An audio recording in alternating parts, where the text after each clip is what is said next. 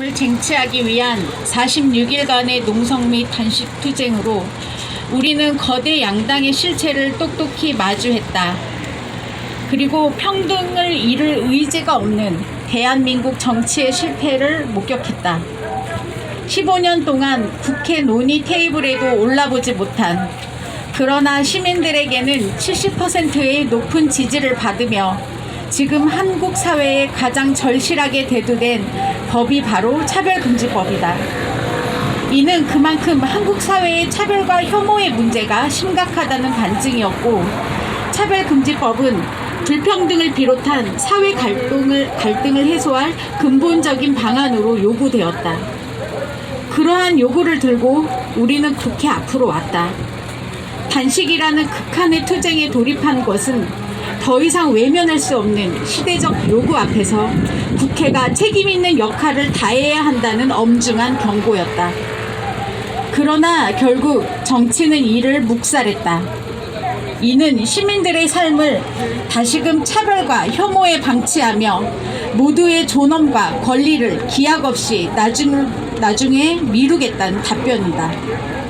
우리의 투쟁은 이어지지만 단식 투쟁은 여기서 멈춘다. 단식은 평등한 사회에서 더 잘 살아가기 위하여 택한 투쟁 방법이었기에 우리 동료의 목숨이 위태로운 상황까지 이를 이어가지 않기로 결정하였다. 이미 종걸은 건강 악화로 단식을 중단해야 하는 상황을 맞이하였고, 미류 역시 정신력으로 하루하루 단식을 이어가는 상황이다. 우리는 두 활동가의 절박한 호소에도 불구하고 절반의 공청회를 응답으로 내놓은 국회에 가슴 깊이 분노한다. 39일, 46일 두 사람의 삶을 걸었던 이 투쟁의 시간은 21대 국회의 가장 부끄러운 날들로 기억될 것이다. 시민들이 이끌어온 힘으로 법 제정을 위한 의견 수렴 절차인 공청회가 개최되었다. 그러나 국민의힘은 이마저도 거부함으로써 최소한의 역할마저 저버렸다. 더불어민주당은 국민의힘을 핑계로 법안 제정 계획조차 밝히지 않음으로써 스스로 선언했던 법 제정의 의지가 기망이었음을 확연히 드러내었다. 심지어 우리가 국민의힘을 국회 논의회장에 나오도록 만들 수 있는 방안으로 신속 처리 안건 지정까지 제시하였으나 박홍근 원내대표, 박광원 법제사법위원장은 이에 답변조차 하지 않았다. 결국 차별금지법 없는 나라에서 치르게 된 지방선거는 대선과 마찬가지로 시민들의 삶에 정치가 어떤 변화를 가져올 것인지 대안과 희망을 제시하지 못하였다. 그저 남탓 타령과 표 계산에 골몰하며 평등을 후퇴시키고 민주주의를 침식하는 거대 양당의 담합 구조만 확인하였을 뿐이다.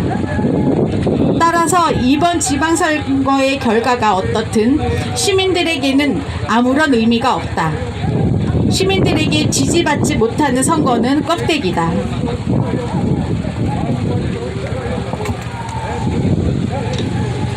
이것이 가장 무서운 심판임을 정치는 깨달아야 한다. 46일의 싸움 속에서 시민들은 발걸음을 멈추지 않았다. 우리 모두의 존엄과 권리를 지지하는 동료 시민들의 연대가 고르게 평등한 사회의 방향을 밝혔다. 이 법을 만드는 주체는 국회와 정치가 아니라 시민들의 힘임을 오롯이 확인하였다. 농성장에 다녀간 동조 단식 참여자들은 1,000명에 육박하고 발표된 성명의 연명자는 5,000명이 넘는다. 국회 앞에서 진행된 기자회견은 20번이 넘고 이곳에서 열린 문화제와 집회까지 모두 떠올릴 때 더 이상의 셈은 의미가 없다. 그뿐인가, 충남 이진숙 활동가의 21일 단식, 인푸른 활동가 17일 단식, 경기 박광원 의원 지역사무실 점거농성 10일, 대구시당 1박 2일 점거투쟁, 그 외에도 전국 모든 광역시도 단위에서 동조단식과 1인 시위가 이어졌다. 지방선거를 앞두고 각 지역의 인권 현안들을 차별금지법과 연결한 전국 공동성명이 발표되기도 했다. 차별금지법 제정을 촉구하는 전국 곳곳에서 시민들은 함께 싸우며 평등을 더 깊이 배웠다. 차별에 대한 자기 삶의 경험과 평등을 향한 바람들은 동등한 동료 시민으로 함께 살아갈 길을 내며 이전보다 강해진 투쟁의 힘으로 우리 안에 남아있다. 이제 우리가 싸워나가야 할 길은 더욱 명확해졌다.